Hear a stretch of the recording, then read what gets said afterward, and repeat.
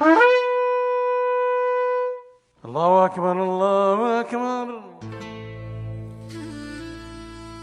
What is Islam? Is it Jewish? Or is it made by Muhammad? What are the origins? What's the background of the Quran? Was it written by a man in the Hijaz in Arabia? Or was it written by Jews in Babylon? What is the Sunnah? Is it the stories of a real man? Or are they heavily influenced by Jewish understanding? Is the Quran from Allah or from the rabbis? In this series, we're going to tackle what is the true origins of Islam. Welcome to the Talmudic Dilemma.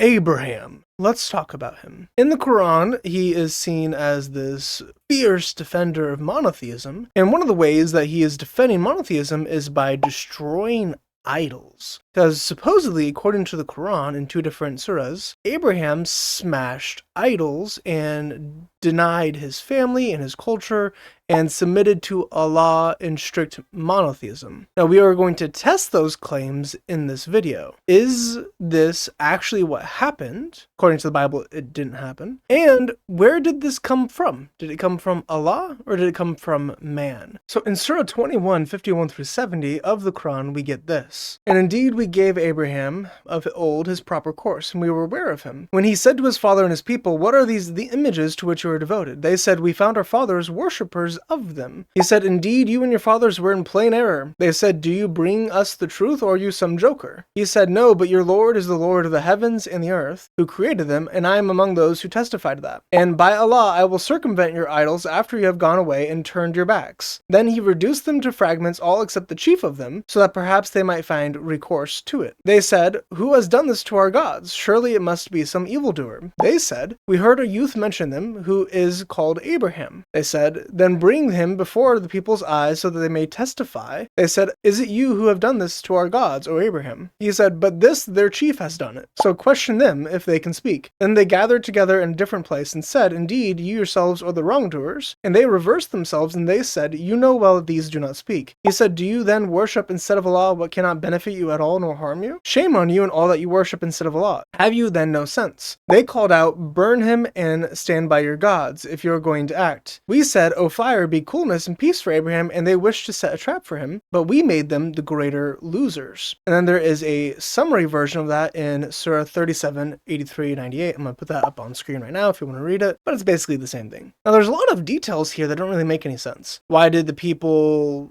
talk to him about this to begin with? Why did Abraham say he was going to circumvent them and destroy them? That's kind of weird. Why did the people bring him to a different location? Where did the fire come from that they were throwing him into? There's lots of things that are just kind of vague, almost as if the Quran is expecting you to be familiar with the story, and he's just paraphrasing the story, and you should already know the details. This is not fresh revelation. This is already well known. Whenever we look at the Jewish sources in Bereshit Rabbah 38, paragraph 13, which predates the Quran by 100 years, we look at it and it's very, very clear. It says, Haran died during the lifetime of Terah, his father. Rabbi Hia, grandson of Rav Ada of Yafo, Terah was an idol worshiper and a seller of idols. So why is he talking about idols to begin with? It's because his dad is the one who makes them and who sells them, and Abraham was in charge of his shop sometimes. One time when he went away to some place, he installed Abraham as salesman in his stead. A person would come seeking to buy. He, Abraham, would say to him, "How old are you?" He would say to him, 50 or 60 years old. He would say to him, "Woe to this man who is 60 years old and seeks to prostrate himself before something that is 1 day old." Super based. He would be ashamed and leave. One time, a certain woman came carrying a dish of fine flour in her hand. She said to him, "Here, offer it before them." He arose, took a club in his hand, shattered all the idols, and placed the club in the hand of the largest among them. Just as in the Quran, the chief of the idols is the one that Abraham blamed. When his father came and he said to him, "Who did this to them?" He said to him, "I will not lie to you. A certain woman came carrying a dish of fine flour in her hand. She said to me, 'Here, offer it before them.' I offered it before them. And this one idol said, 'I shall eat first.' And another one said, 'I shall eat first.' But then the big idol idol, who was standing among them, got up, took the club, and shattered them. He, Terah, said to him, "What are you mocking me? Are they sentient at all?" He said to him, "Do your ears not hear what your mouth is saying?" So he's like, "You're obviously a hypocrite. You know these things aren't special, yet you're worshiping them, you're prostrating to them. Why?" Which is pretty based. He, Terah, took him and handed him over to Nimrod. He, Nimrod, said to him, Abraham, "Let us bow down to fire." Abraham said to him, "No, let us better bow down to water that extinguishes the fire." So now he's doing some dialogue with Nimrod to try to reason what is actually the greatest of all these things that you're bowing down to, and showing him the error in his thinking. Then Nimrod said, "All right, let's bow down to water." He said, "Well, if so, let us bow down to the clouds that bear the water." He said to him, "All right, let's bow down to the clouds." And he said to him, "All right, if so, let's bow down to the wind that scatters the clouds." He says, "All right, let's bow down to the wind." He said to him, "Better let us bow down to a person who can withstand the wind." And then Nimrod said to him, "You are saying mere words. I bow down only to fire. I am caveman. I will cast you into it and let that God to whom you bow down come and rescue you from it." Haran was there and he was conflicted. This is Abraham's brother. "If Abraham is victorious, I will say I am with Abraham. And if Nimrod is victorious, I will say I am with Nimrod." So now his brother's being a bit of a snake. When Abraham descended into the fiery furnace and was rescued, they said to him, "Haran, with whom are you?" And Haran said to them, "I am with Abraham." They took him and cast him into the fire, and his innards were scorched, and he emerged and died in the presence of Terah, his father. So this whole story from the rabbis is just a way to explain how Terah died in the presence of his father, died during the lifetime of his father. So this whole concocted story is just make-believe. It's just fan fiction of the Old Testament and coming up with a possible story. They hated Nimrod. They made Nimrod the bad guy, like the Oonga Boonga bad guy all the time. If you checked out my fourth son video, Nimrod is taught by Noah's corrupt son that dies in the flood from the Islamic perspective. So Nimrod is a bad guy. Interesting little note for this. In the tafsir, we don't actually get Nimrod mentioned for these stories in Surah 21, Surah 37,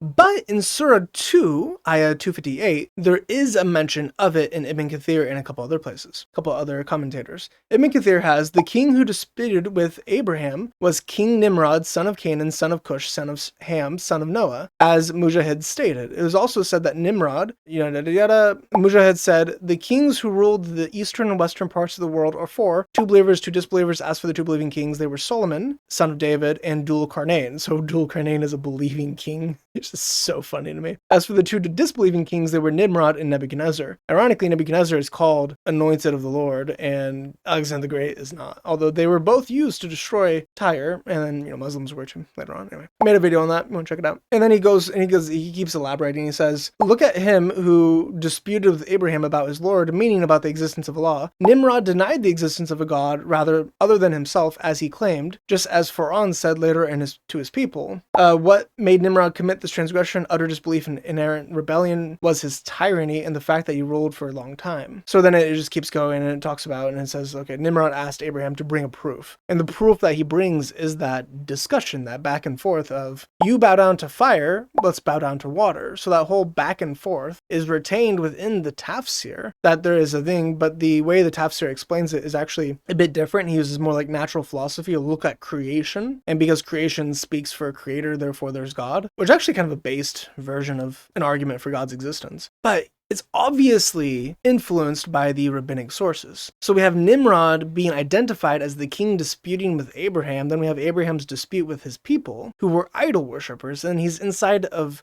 So notice, a lot of the details that the Quran just glosses over that assumes you're familiar with, it explains why it's happening in the Midrash. Nimrod is the one who's reciting as judge over Abraham. The reason why Abraham's brought to a different location is to be judged by Nimrod. That's why he's thrown into the furnace at that point. And it's described as literally a flaming furnace rather than just a flaming trap or a building. So in Surah 37, it describes him as being thrown into a flaming building. And then there's also some differences between the two versions that are given in the Quran. So why is it that Allah can't get his story straight? Which we see this a lot. So why is it that Allah contradicts himself all the times on the details of the stories themselves? There's slight differences in details between many of the stories within the Quran about the same prophet over and over and over again. We see this with Moses, we see it with Abraham.